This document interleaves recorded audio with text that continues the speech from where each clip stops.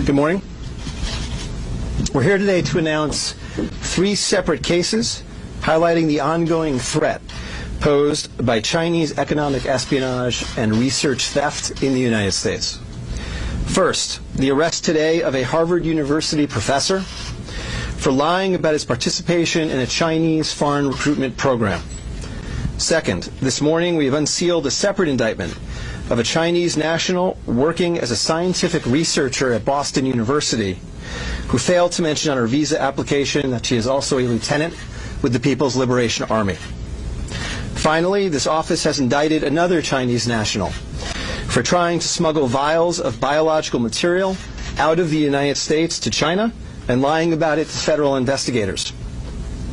That defendant, whose entry to the United States had been sponsored by Harvard University, was a cancer researcher at a lab at the Beth Israel Deaconess Medical Center.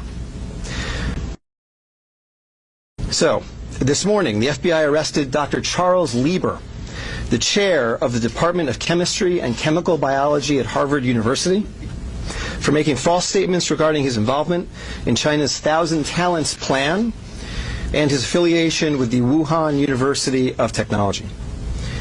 The complaint alleges that Dr. Lieber signed a contract with the Chinese university in Wuhan and was paid up to $50,000 per month, plus up to $158,000 in living expenses, and awarded more than $1.5 million to set up a research lab at the Chinese school and work there on researching nanotechnology. Lieber also joined China's Thousand Talents Plan, according to the complaint, a Chinese government-run program designed to entice scientists and researchers in the United States to share their research expertise with China. At the same time, Dr. Lieber was receiving U.S. grant funds from the Department of Defense and the National Institutes of Health. National Institutes of Health spends up to $39 million a year funding medical research in the United States. Those programs required Dr. Lieber to disclose if he was working with, including receiving funding from, any foreign power. When questioned, Lieber hid his involvement with the Chinese entities, including specifically disavowing any connection to China's Thousand Talents Plan. Meanwhile, based on the complaint, it appears that China paid Lieber hundreds of thousands of dollars over the years for his involvement with the Chinese entities and for his work on research for Chinese gain. Also today, a federal grand jury indicted Yanqing Ye, a Chinese national, with lying on her J-1 visa application, making false statements to Customs and Border Protection, conspiracy, and being an unregistered agent of the People's Republic of China. According to court documents, Ye is a lieutenant in the People's Liberation Army, but she concealed her military connections while employed as a researcher at Boston University's Department of Physics, Chemistry, and Biomedical Engineering Center for Polymer Studies. The indictment alleges that a colonel in the People's Liberation Army and other military officers from the Chinese National University of Defense Technology gave Ye numerous assignments while she was in the United States, such as conducting research, assessing U.S. military websites, and sending documents and information back to China. In April 2019, Ye was questioned by customs officers at Logan Airport on her way to China. According to the indictment, she lied about her involvement with Chinese military projects. A border search of her electronic devices showed that Ye had compiled information for the People's Liberation Army about 2 U.S. residents with expertise in robotics and computer science. Lastly, last week this office indicted Zheng Zhaozhang, a Chinese national sponsored by Harvard University who was doing cancer research at the Beth Israel Deaconess Medical Center. Zheng was charged with attempting to smuggle to Beijing vials of biological material, along with other research materials that he had stolen from the lab at the Beth Israel, where Zheng was working on cancer cell research. Before he boarded his flight, customs officers discovered 21 vials of biological material in a sock in his baggage.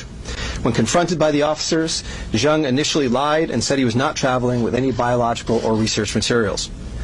Chemistry, nanotechnology, polymer studies, robotics, computer science, biomedical research.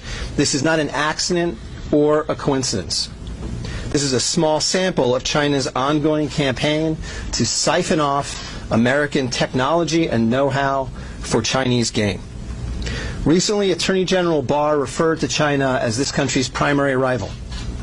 Similarly, FBI Director Chris Wray recently told Congress that right now there is no country that poses a greater counterintelligence threat to the United States than China.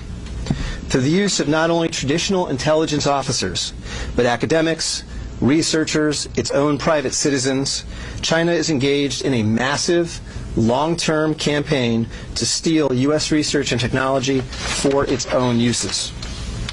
As demonstrated by these cases, on the academic side, the Chinese government uses partnerships and exchanges with U.S. schools and research institutions to access cutting-edge research and equipment.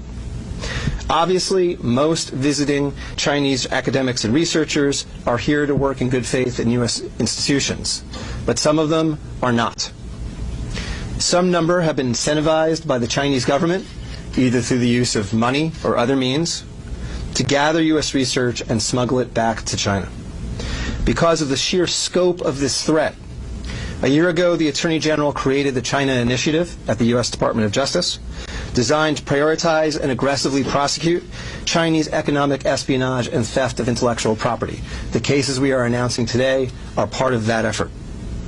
Boston is an especially attractive target for this kind of exploitation, and universities and research institutions and tech companies in this area must become sensitized to this threat. Our community benefits greatly from the diversity and talent of international visitors and our partnerships with foreign institutions.